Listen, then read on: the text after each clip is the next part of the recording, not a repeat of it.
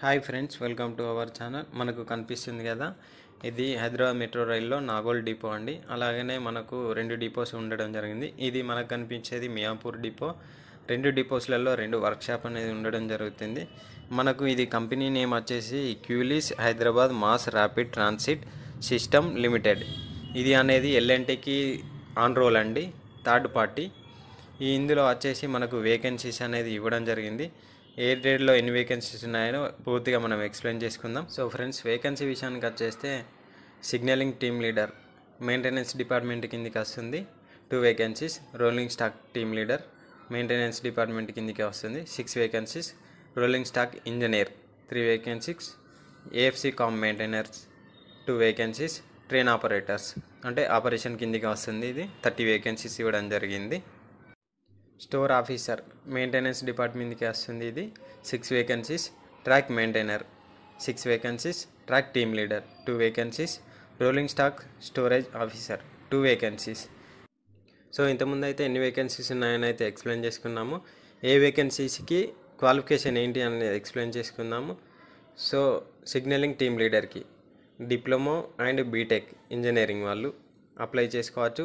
దానిలో electronics, electrical, communication and graduation వీళ్ళు కూడా అప్లై చేసుకోవచ్చు. సో అలానే ఇది టీమ్ లీడర్ పోస్ట్ కదండి, 4 to 8 years ఎక్స్పీరియన్స్ ఉండాలి. అదైనా రిలేటెడ్ సిగ్నలింగ్ కానీ, కమ్యూనికేషన్ కానీ, ఏఎఫ్సి కానీ దానిలో ఉండాలి. రోలింగ్ స్టాక్ టీమ్ లీడర్, దీనికి క్వాలిఫికేషన్ వచ్చేసి diploma, graduate engineer, mechanical and electrical, electronics. వీళ్ళకి కూడా టీమ్ లీడర్ కదండి, 4 to 8 years మధ్యలో ఎక్స్పీరియన్స్ ఉండాలి. ఆ ఎక్స్పీరియన్స్ అయినా కూడా electrical, mechanical, maintenance and technical నాలెడ్జ్లో ఉండాలి అని చెప్పేసి ఇక్కడ మెన్షన్ చేశాడు. వాళ్ళు మాత్రం ఎలిజిబిలిటీ అవుతారు. సో చూసుకొని జాగ్రత్తగా అప్లై చేసుకోండి.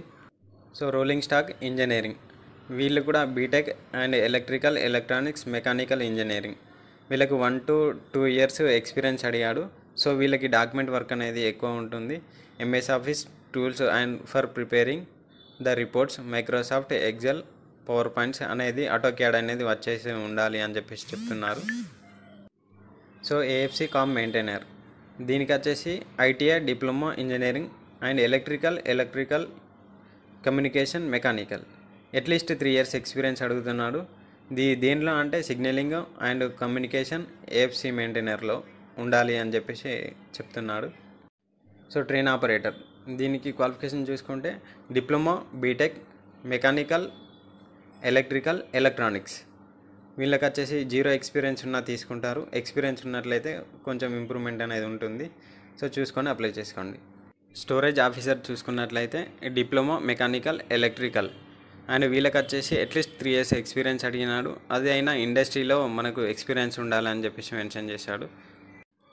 ట్రాక్ మెయింటైనర్ చూసుకున్నట్లయితే క్వాలిఫికేషన్ ఐటీఐలో ఫిట్టర్ కానీ, డీజిల్ మెకానిక్ కానీ, వివిధ ట్రేడ్లు అయినా acceptable. Diploma engineering and civil, mechanical, electrical. వీళ్ళకి ఎక్స్పీరియన్స్ చూసుకున్నట్లయితే 2 or 5 అడుగుతున్నాడు. ఐటీఐ హోల్డర్ కానీ, డిప్లొమా హోల్డర్ కానీ రిలేటెడ్ వర్క్లో ఎక్స్పీరియన్స్ అనేది ఉండాలి. వాళ్ళు మాత్రమే అప్లైకి ఎలిజిబిలిటీ అవుతున్నారు. ఇన్ కేస్ మీకు ఎక్స్ట్రా నాలెడ్జ్ ఉండి and RGM rail grinding machine మీద నాలెడ్జ్ కనుక ఉన్నట్లయితే మీకు స్పెషల్గా ఆపరేటర్గా తీసుకుంటామని మెన్షన్ చేశాడు. సో ట్రాక్ టీమ్ లీడర్, వీళ్ళకి క్వాలిఫికేషన్ చూసుకున్నట్లయితే diploma, graduate engineering, civil and mechanical. వీళ్ళకి ఎక్స్పీరియన్స్ 3 years, బీటెక్ వాళ్ళకి 5 years. ఈ రిలేటెడ్ వర్క్లో మాత్రమే ఎక్స్పీరియన్స్ ఉండాలని చెప్పేసి మెన్షన్ చేశాడు. వాళ్ళు మాత్రమే ఈ అప్లికేషన్కి ఎలిజిబిలిటీ అవుతారు. రోలింగ్ స్టాక్ స్టోరేజ్ ఆఫీసర్, వీళ్ళ qualification ITI or diploma in any technical study. వాళ్ళకి అట్లీస్ట్ 3 years ఎక్స్పీరియన్స్ అడిగినాడు. అది రిలేటెడ్ వర్క్ అయ్యి ఉండాలి. ప్రతిదీ కూడా రిలేటెడ్ వర్క్లో ఎక్స్పీరియన్స్ అడుగుతున్నాడు, చూడండి.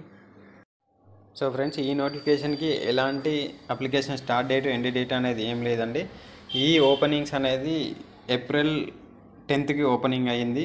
మా అంటే ఇంకొక 15 days మాత్రమే ఉండవచ్చు. ఇక్కడ ఇచ్చాడు కదా మెయిల్ ఐడి, ఈ మెయిల్ ఐడికి మీ రెజ్యూమ్ అనేది ఫార్వర్డ్ చేసి ఆ రెజ్యూమ్స్ అన్ని వెరిఫై చేసుకొని, చెక్ చేసుకొని షార్ట్ లిస్ట్లో అయితే తీసి మీకు రిటర్న్ మెయిల్ చేయడం జరుగుతుంది. ఇంటర్వ్యూ డేట్స్ అనేది మీకు మెయిల్ ఐడికి వస్తాయి. మెయిల్ ఐడి అప్లై చేసిన వాళ్ళందరూ మెయిల్ ఐడి వన్స్ చెక్ చేసుకుంటూ ఉండండి. సో వచ్చినట్లయితే మీరు ఇంటర్వ్యూ అటెండ్ చేసి సెలెక్ట్ కాగలరు. అందరికీ ఆల్ ద బెస్ట్. సో నా ఎక్స్ప్లెనేషన్ విధానం నచ్చినట్లయితే లైక్ చేయండి. మరిన్ని అప్డేట్స్ కోసం మన ఛానల్ని సబ్స్క్రైబ్ చేసుకోండి. Thank you for watching. Have a nice day.